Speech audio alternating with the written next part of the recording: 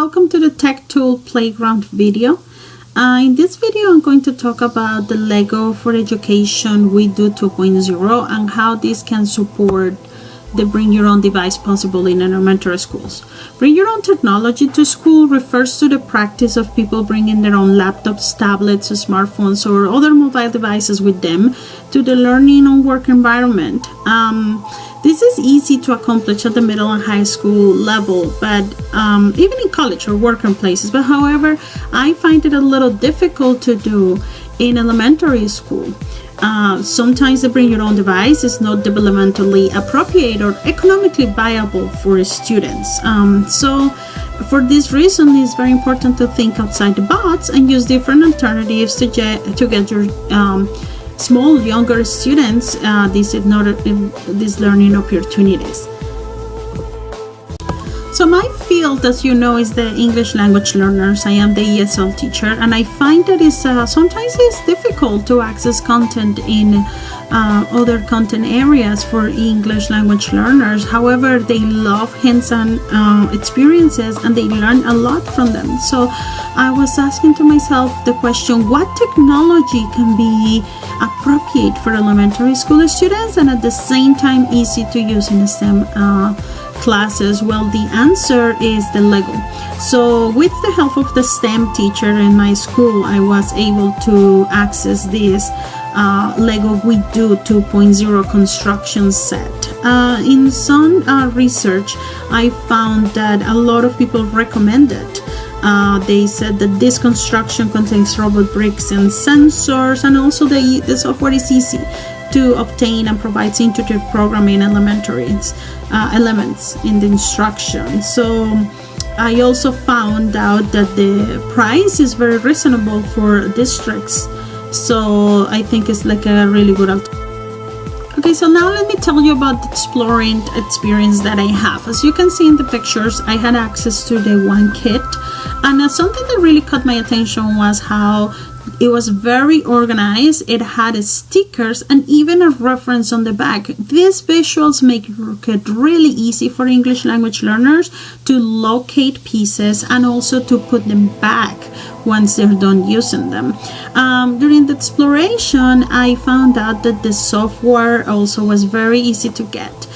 Something that I am always looking for is for something that helps English language learners to communicate with others. So when you have visuals like that and a software that uses programming, which has a universal language, it really helps English language learners to communicate in spite of their English language proficiency level.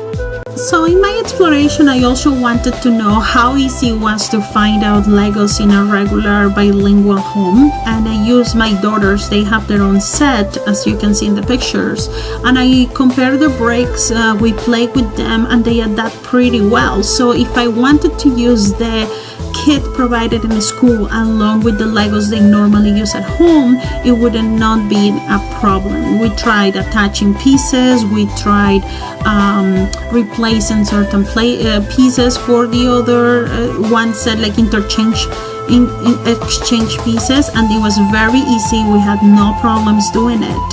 So this is something that was very interesting for me, because I think that English language learners have access to regular Legos, and it's something that will probably have more access in comparison with an iPad or a computer. So bring your own device could be a really good option for them if we decide to use it.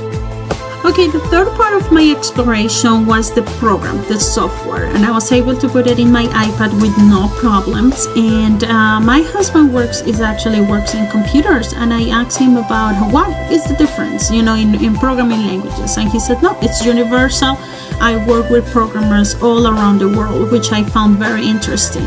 So when I started using the programming, I realized that ELLs can understand what their parents are trying to accomplish in a Lego project, regardless of their language proficiency, because the software is complex enough to make it challenging, but it also has advantages like the absence of extra advanced elements, the simplicity of the environment, and also it's easy to use. The iconic design and the absence on any textual instructions make these visual programs very easy for English language learners. The visual program strengths can be photographed and shared with other team members regardless the language that they speak. Okay, the final part of my exploration, I tried to build something. I didn't really get too far, but I think it was a really good start. I built a small cart and I was able to move it back and forth, and I was able to add an antenna, which I was very proud of. So I think in conclusion, the bring your own device does not have to be like a middle school or high school activity. Legos can provide the students and the teachers with endless possibilities to create and participate in problem-based learning lessons and in STEM areas. Due to the cost and simplicity of Legos, English language learners can access this resource and they can participate very actively in the activities. So I highly recommend this. I will try to use it in one of my English language in my ESL classes, maybe in a science or math related language activity. And I hope you have enjoyed this video, and I will also invite you to try it. I'm sure you have Legos around in your house, or a lot of people have them at home, especially if you have children like I do. So I think this is a really good alternative to bring your own device, especially for elementary settings, because devices like iPads and computers are really great, but in certain levels are not developmentally appropriate. So Legos really have a great potential to develop STEM and to help students see science and math in real situations. Thank you.